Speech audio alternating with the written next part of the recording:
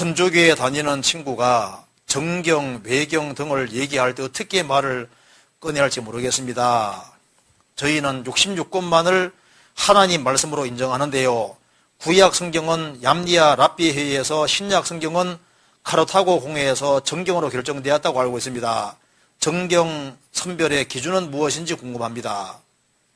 그렇죠. 여기 잘 아시네요. 여기 보면은 구약 성경 39권을 정경으로 이제 결정한 것은 90년에 얌미아 회의라는 말이 맞습니다. 그리고 이제 카르타고 공회에서 신약 성경을 정경으로 결정했다. 그래서 이제 주후 397년에 그렇게 했다 그 말입니다.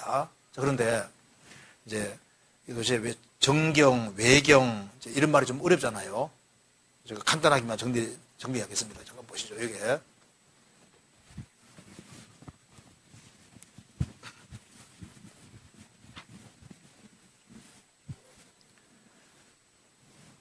보면은 예수님 오시기 1500년 전부터 해서 예수님 오시기 400년 전까지 기록된 것이 구약이고, 예수님 오시고 난 이후에 AD 50년에서 100년 사이에 기록된 것이 신약입니다. 정확히는 AD 96년에 요한계시록까지 기록이 됐습니다. 그런데 이제 외경은 이게 이 신약과 구약 성경을 가리켜서 정경이다 이렇게 말합니다. 발을 정자 써서 정경이다, 캐논이다, 하나님의 영감 기준에 맞다 그런 뜻입니다. 그리고 이제 요 400년 사이에 신구약 성경 기록되는 사이에 기록된 책이 있는데 이걸 가리켜서 외경이다 이렇게 말합니다. 왜 외경이라는 바깥에서 쓰냐면은 내용은 좋은데 하나님의 영감 기준에는 벗어나 있고 누가 봐도라도 하나님의 말씀이 아닌 건 확실하기 때문에 이제 성경은 아닌데 읽어보면 교훈적인 내용은 많이 있거든요. 그래서 옛날에 책이 귀하던 시절에 성경을 읽었을 뿐 아니라 외경도 많이 읽었거든요. 책이 굉장히 귀하잖아요. 이스라엘 역사책이고 읽어보면 굉장히 재밌는 내용이 많아요. 그리고 이제 신구약 성경이 기록되고 난 이후에 이제 엉터리 책들이 또 나옵니다. 이걸 가지고 위경이라 위경. 거디 위자 써서 위경이다. 그러니까 이제 신구약 성경은 정경, 신구약 성경 기록되는 사이에 기록된 건 외경. 신구약 성경이 기록된 이후에 그 거짓된 책들이 좀 있거든요. 그걸 위경이라 하는데 위경 중에 요즘 이제 많이 떠드는 것이 도마복음. 그다음에 이제 이런 음식은 도마 말고 사람 이름 도마복음. 그다음에 이제 유다복음 이런 거 나오는데 이게 다 위경입니다. 뭐 바울 묵시록, 베드로 묵시록 책이 또 많아요. 네. 그래서 이제 구별되죠. 정경, 외경, 위경 이렇게 구별되는 겁니다. 구별되는데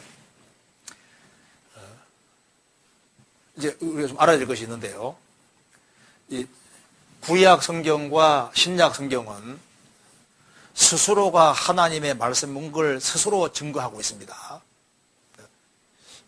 하나님이 만든 꽃과 사람 만든 꽃이 다르잖아요.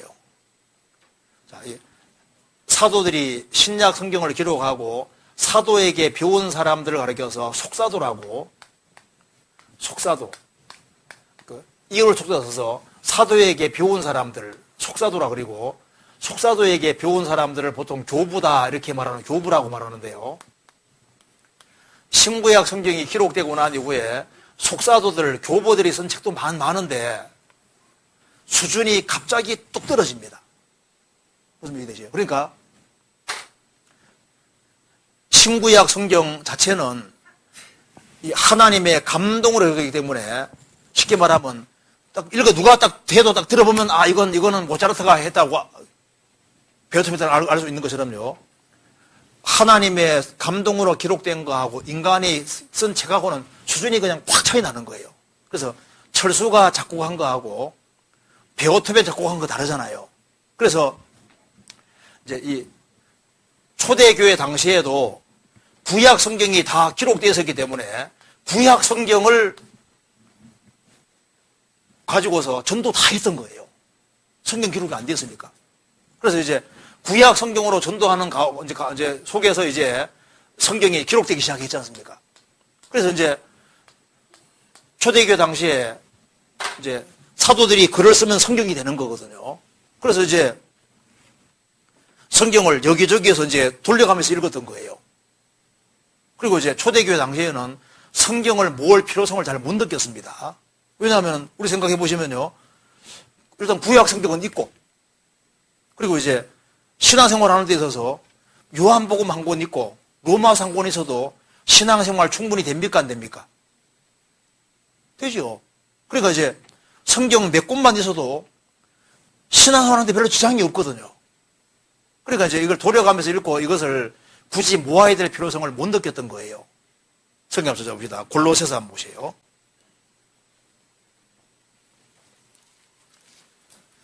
골로새서 4장 보시겠습니다.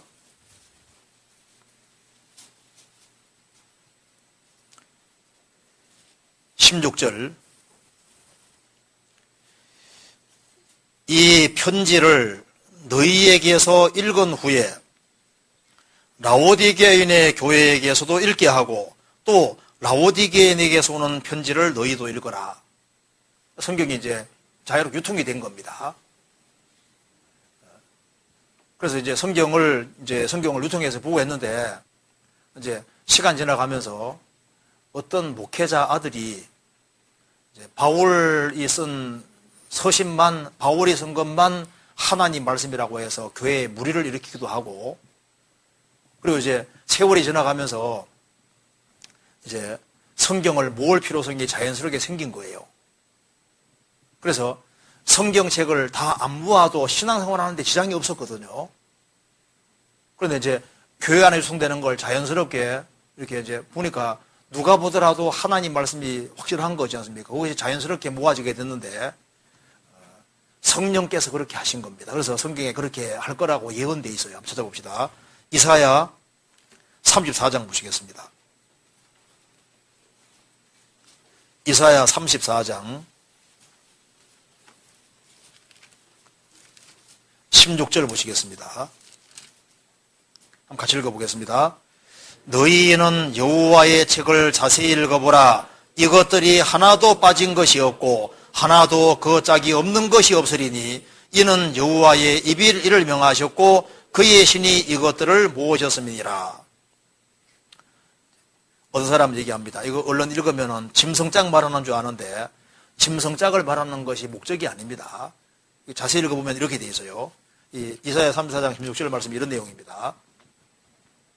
여기 이제 하나님께서 에돔이란 나라가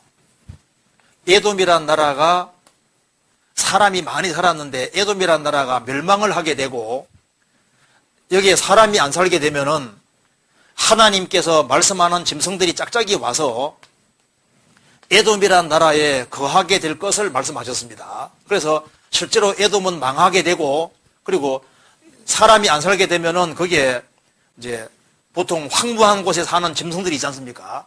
짝짝이 와서 실제로 거하게 됐거든요. 그걸 말씀하시면서 너희는 여호와의 책을 자세히 읽어보라. 하나님께서 에돔이란 나라를 심판하고 난 다음에 에돔이란 나라에 하나님이 말씀하신 대로 짐승이 짝짝이 다 제자리에 와 있는 것처럼 너희는 여호와의 책을 자세히 읽어보라. 하나님이 에돔을 심판하시고 에돔이란 나라에 흩어져 있는 짐승들이 와서 여기에 딱딱 제자리에 여기 있게 하는 것처럼 여호와 책을 읽어보면은 짐승들이 짝짝이 와 있는 것처럼 이 책에도 하나님께서 각각의 다른 시대에 걸쳐서 하나님이 말씀을 내려주셨는데 말씀 내려주신 분이 하나님이시고 이것을 모아서 제자리에 다 있게끔 하신 분도 하나님이시기 때문에 읽어보면은 성경에 예언한 대로 짐승들이 다 와 있는 것처럼 하나님이 내려주신 말씀이 고다리 그대로 다 와 있어서 이 앞뒤가 착착 맞게 되어 있을 거다 그 말입니다. 그래서 다 모으고 보니까 진짜 딱 창세기부터 요한계시 쪽에 딱 맞는 거예요. 그래서 말씀을 내려주신 분이 하나님이시고 모으신 분이 하나님이신데 하나님이 그렇게 할 거라고 예언하신 겁니다. 그래서 에돔이란 나라에 대한 예언이 이루어졌고 짐승도 그대로 와 있는 것처럼 하나님 말씀도 꼭 그와 같이 되어서 완벽하게 제자리에 딱 와 있는 거예요. 그래서 로마 가톨릭에서도 이 외경을 하나님 말씀으로 사용하지 않았습니다.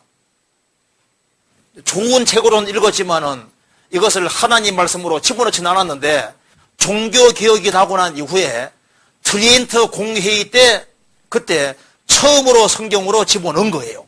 그러니까 그것도 1546년입니다. 그러니까 로마 가톨릭에서도 이 외경을 제2의 성경이라고 해서 집어넣은 때가 언제냐면은 이게 트리엔트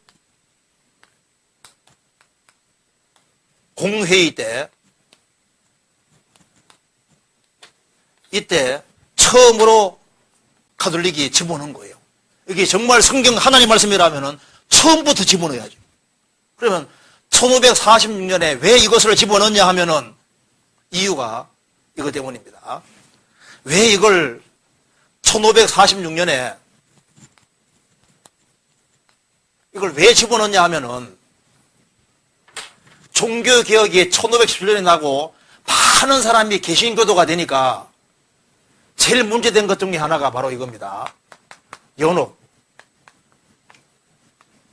천국과 지옥 사이에 연옥이 있다고 가톨릭은 가르쳐 왔거든요. 그런데 성경에는 연옥이 없어요. 그래서 연옥이라는 것이 있을 가능성이 있다고 처음으로 말한 사람이 아우구스티누스. 어거스틴이 이제 연옥이 있을지도 모른다 그렇게 하고, 이제 교황 그레고리 1세가